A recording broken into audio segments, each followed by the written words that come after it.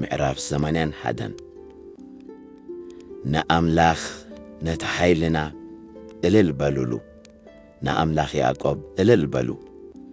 መዝሙር ኣልዕሉ ከበሮን ጥዑም በገና ምስ መሰንቆን ኣጣንዩ እዚ ናይ እስራኤል ሕጊ ናይ ኣምላኽ ያዕቆብ ስርዓት እዩ እሞ ብሰርቂ ወርሒ ብምልኣት ወርሒ በመዓልቲ በዓልና መለኸት ንፍሑ ካብ ምድሪ ግብፂ ክወፅእ ከሎ ኣብ ዮሴፍ ምስክር ገይሩ ኣቆሙ ዘይፈልጦ ቋንቋ እሰማዕ ኣለኹ ንመንኩቡ ካብ ሰኽሚ ኣርሓቅክዎ ኣእዳዉ ካብ መጾር ኣቕሓ ተናገፋ ብጸበባ ኣእዌኻ ኣነ እውን ኣናገፍኩኻ ኣብ ነጕዲ ተሰዊረ መለስኩልካ ኣብ ማይ መሪባ ተዓዘብኩኻ ወ ሕዝበይ ክምስክረልካ ስማዕ ወእስራኤል ኣየ እንተ ትሰምዓኒ ካልእ ኣምላኽ ኣብ ማእከላ ይኹን ንኻልእ ኣምላኽ እውን ኣይትስገድ ኣነ እግዚኣብሔር እቲ ካብ ምድሪ ግብፂ ዘውጻእኩኻ ኣምላኽ እየ ኣፍካ ሃሃብል ኣነ እውን ክመሎ እየ ሕዝበይ ግና ንድምፀይ ኣይሰምዖን እስራኤል ድማ እሺ ኣይበለንን ብምኽሪ ርእሶም ክመላለሱስ ኣብ ጽንዓት ልቦም ሓደግክዎም ኣየ ሕዝበይ እንተ ዝሰምዓኒ እስራኤልሲ ብመገደይ እንተ ዝኸይድ ንጸላእቶም ቀልጢፎም እዋረድክዎም ኢደይ እውን ናብ ተጻረርቶም መመለስኩ ንእግዚኣብሔር ጸላእቱ ምተገዝእዎ ነይሮም ዘመኖም ከዓ ንዘለዓለም ምኾነ ስብሒ ስርናይ መብላዕኩኻ ካብ ከውሕስ መዓር መጽገብኩኻ ነይረ ምዕራፍ 82 ኣምላኽ ኣብ ማሕበር ኣማልኽቲ ደው ይብል ኣብ ማእከል ኣማልኽቲ ይፈርድ ኣሎ ክሳዕ መዓዝ ኢኹም ሓሶት እትፈርዱ ንገጽ ረሲኣንስ እተድልዉ ንብግድርን ንዘኽታምን በይኑሎም ንጭኑቕን መስኪንን ፍትሓ ኣውጹሎም ንድኻን መስኪንን ኣናግፍዎም ካብ ኣእዳው ረሲኣን ኣድሕንዎም ኣይፈልጡን ኣየስተውዕሉን ኣብ ጸልማት ይመላለሱ ብዘሎ መሰረታት ምድሪ ይናወጽ ኣሎ ኣነስ ኣማልኽቲ ኢኹም ኲላትኩም ውሉድ እቲ ልዑል ኢኹም ግናኸ ከም ሰብ ክትሞቱ ከም ሓደ ካብቶም መሳፍንቲ እውን ክትወድቁ ኢኹም በልኩ ወ ኣምላኽ ንኹሎም ኣሕዛብ ክትወርርሲ ተንስእ ንምድሪ ፍረዳ ምዕራፍ 83 ወ ኣምላኽ ስቕ ኣይትበል ኣታ ኣምላኽ ዓባስ ኣይትኹን ዝግ ኣይትበል እንሆ ጸላእትኻ የውክዑ ዝጸልኡኻ እውን ርእሶም የልዕሉ ኣለዉ እሞ ንሕዝብኻ ተንኰል ይፍሕሱሎም ነቶም እትጋርዶም ድማ ኣብ ልዕሊኦም ይማኸሩሎም ኣለዉ ሕዝቢ ኸይኮኑ ስም እስራኤል ደጊም ከይዝከርሲ ንዕነጽንቶም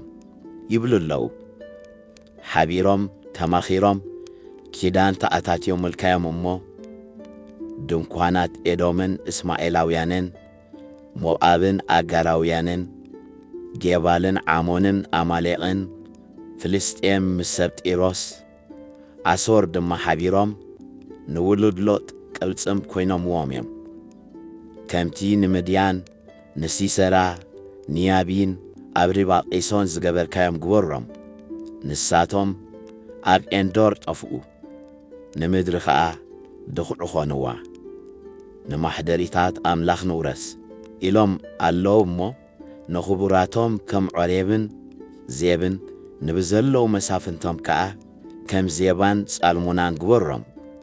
ኣምላኸይ ከም ህቦ ቡላር ከም ሓሰር ኣብ ቅድሚ ንፋስ ግበሮም ከምቲ ሓዊ ንዱር ዘንድዶ ሃልሃልታውን ነኽራን ዘቃጽሎ ከምኡ ብህቦ ብለኻ ስጐጎም ብዘራጊቶኻ ድማ ኣሸብሮም ወእግዚኣብሔር سمكا خدليوس نقصهم نور ملعيو نزل عالم ينورون يشبرون يحفرون يدفون نسخا قويتاز سمكا بينخا قبل علو كل مدري لعل كم زخوانكا يفلطو معراف 84 وقويتا سراويت محدرات كاخندي بحزب بلايم نفسي نأتصدق زيابير تنافقون حارر تبلون الله نفسين سقاين نهيو أملاخ إلل يبلالو عفوكا بيت رخبت لخاخيتون چاويتات تنبرلا بيت رخبت مسويتاتكا وقويتا سراويت نقوسين أملاخين أبيت كاز نبرو بوصوانيو كل جزي ودوسخا حيلون بأخاز غونه بلبوم نمجد خاز حسبو سبا بوصوانيو بلسه بخيات تحالفو خلو عين مايات يقبروه زنا مازمراون ببرخت يخدنا كاب حيلي ناب حيلي يخدو أب سيون أب كدم أملاخ يقومو وغزيابير أملاخ سراويت صلو تيسمع وأملاخ يعقوب سنبل أتاوال تانا زخون كأملاخ رئي قص قبو كاون تأمت كاب شعسي حنت معلتا أب أصدكات حيش يامو أب دنكوان رسي أنكا من بارسي أب بيت أملاخي حلاو دقا مخان حشاني እግዚአብሔር አምላኽሲ ፀሐይን ዋልታን ይሞ እግዚአብሔር ጸጋን ክብርን ይህብ ነቶም ብቕንዕና ዝመላለሱ ሰናይ ዘበለ ኣይከልኦምን እዩ ወጎይታ ሰራዊት ኣባኻ ዝውከል ሰብ ቡፅ እዩ ምዕራፍ 85 ወእግዚአብሔር ንምድረኻ ሞጎስ ገበርካላ نبيت يعقوب كمركو ملسكايو أبسا حزبخا حدكا نبزلو حتياتم كدنكا نقولو معادكا أرحاكايو كاب ندت قطعاخا تملسكا وأملاخ مدحانا ملسنا نخراخاون كابانا أترفو نزل ألم دوخت كوريلنا كوراخاس نولد ولدودو كتنوي حيخا حزبخا بأخا خبوسي مليس كادو هيوتاي كتبنانيخا وغزيابير تصقاخا أرئينا مدحان كاون هابنا نابعشن الدعا أيم ملاسنبر نهزبون قدسانون سلام كزاربوم يمو نتك زيابير أملاخ زبلوخ سنميعي بحاكي أب هاجرنا خبريخ حدرسي مدحانو نتوم بزفر هو كأربو أميو لو هاتن حيك انت راخبا صدقن سلامن تسعى عما حاكي خام مدرخت بوقول صدقون كاب سماي كتمتيا እግዚአብሔር ደማ ሰናይ ክህበናዩ ሃገርናውን ፍርያታ ክትህብያ ጽድቅ ቅድሚኡ ክትከይድ ኣስኣሰሩ ኸኣ ክትስዕል እያ ምዕራፍ 86 ወእግዚአብሔር مسكينن دخان يمو ازنخادنن ملسليون هير يمو ننفسي حلوة أتا أملاخي نتأبخازو كالباريخة أدحنو ملوء معلتنا بخا ويا اللخمو ويتايا محرني وغزيابير نفسي نبخا الألا اللخمو ننفس باريخة أحقوسا وغزيابير حياوين نيقريتا دلؤنيخا نابخان زاوي خلاتهم كأ بعل عبيم حلتي غامو قويتاي صلوتي سمع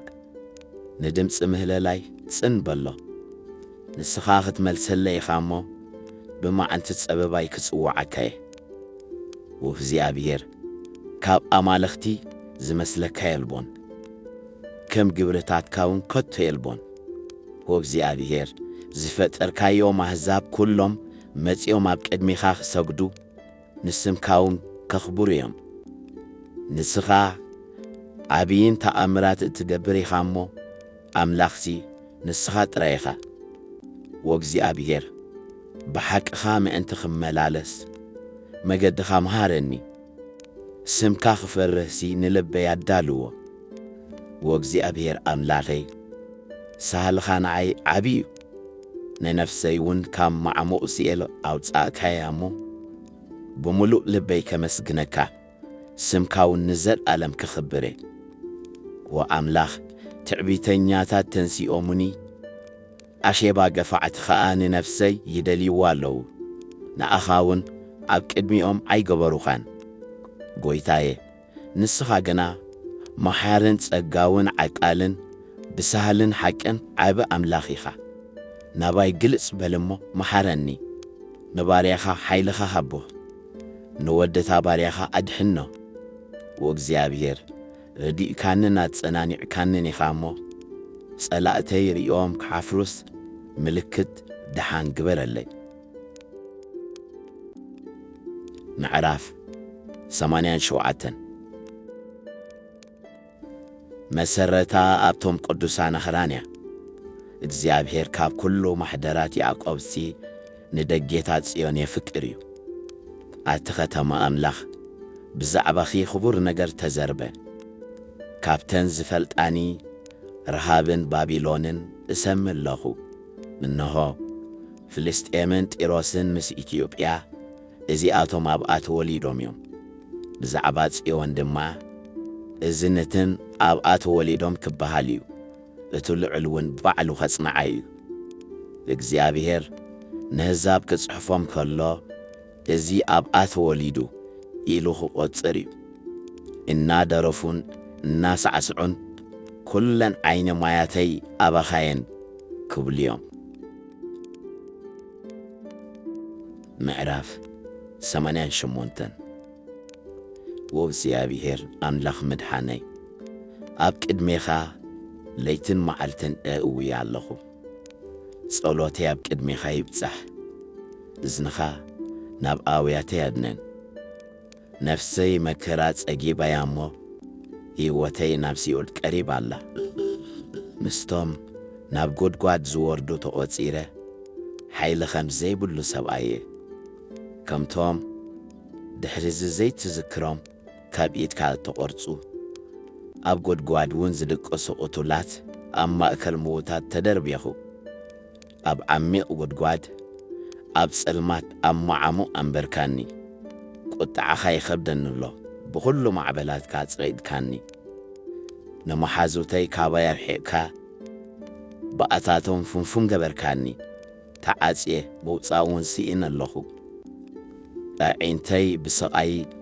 ይስልምታ ኣለዋ ወእግዚአብሔር ኩሉ መዓልቲ ናባኻ እእዊ ኣእዳወይ ናባኻ እዝርግሕ ኣለኹ ንምዉታት ዶ ተኣምራት ትገብረሎም ኢኻ ዝሞቱስ ተንሲኦም ዶ የመስጉንኻ እዮም ኣብ መቓብርከ ሳህልኻ ኣብ ቦታ ጥፍኣት እውን እምነትካ ዶ ይንገር እዩ ተኣምራትካ ዶ ኣብ ጸልማት ጽድቅኻ እውን ኣብ ምድሪ ምርሳዕ ይፍለጥ እዩ ጐይታየ ኣነ ግና ናባኻ እእውያ ኣለኹ ጸሎተይ ድማ ኣንጊሁ ይቀባበለካ ኣሎ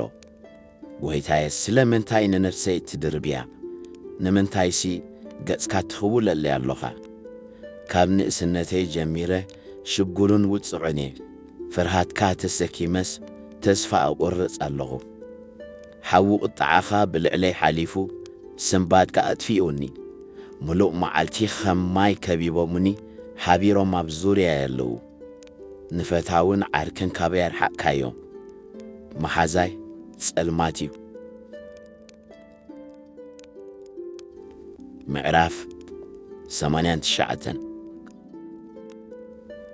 ግብርታት ጸጋ እግዚኣብሔር ንዘለዓለም ክዝምር ብኣፈይ ንውሉድ ወለዶ እምነትካ ኸፍልጥ እየ ጸጋ ንዘለዓለም ክህነጽ እምነትካ ኣብ ሰማያት ከተጽኒዕ ኢኻ በልኩ እሞ ምስ ሕሩየይ ኪዳን ኣተኹ ንዳዊት ባርያ ይመሓል ኩሉ ዘርአኻ ንዘለዓለም ከጽንዕ ዝፋንካ እውን ንውሉድ ወለዶ ኸሃንጽ ጐይታየ ሰማያት ከኣ ንተኣምራትካ ንእምነትካ ኣብ ማሕበር ቅዱሳን ክውዱስ እዮም ኣብ ጠፈር ንእግዚአብሔር ዝመዓራርየስ መን እዩ ካብ ውሉድ ስልጡናትከ من ينግዚابير زمسلو أم مخلق قدوسان أزيو زفره كابتوم أبزوريا أوزلو خلاتهم زي شبرن أملاخيو እግዚአብሔር አምላኽ ሰራዊት ከማኻ ስልጡን መን እዩ ወጎይታይ እምነትካውን ኣብ ዙርያኻ ኣሎ ንትዕቢት ባሕሪ ትገዝኦ ማዕበላቱ እንተተንስአ ንስኻ ትህድኦ ከም እተወግአ ጌርካ ንርሃብ ቀጥቂጥካዮ ብሓይሊ ቐልጽምካ ንጸላእትኻ በቲንካዮም ኢኻ ሰማያት ናትካዩ ምድሪ እውን ናትካያ ንዓለም ምስ ምልኣታ ሰሪትካያ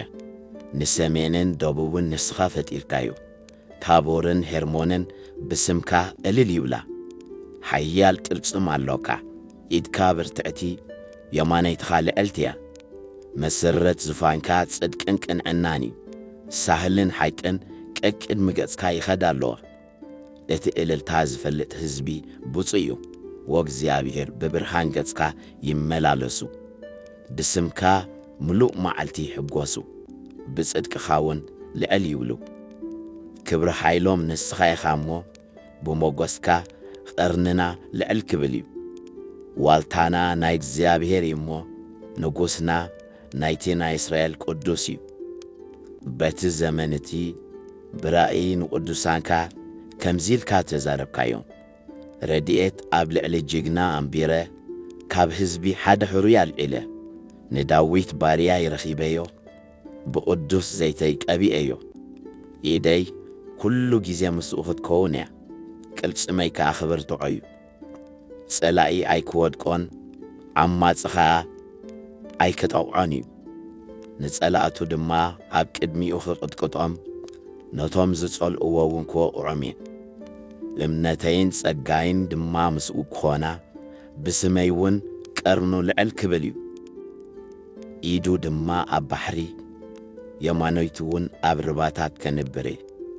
ንሱ ኣቦይ ኣምላኸይ ከውሒ መድሓነይ ንስኻ ኢኻ ኢሉ ክሰምየኒ እዩ ኣነ እውን በኽሪ ካብ ነገሥታት ምድሪ ልዕል ዝበለ ክገብሮ እየ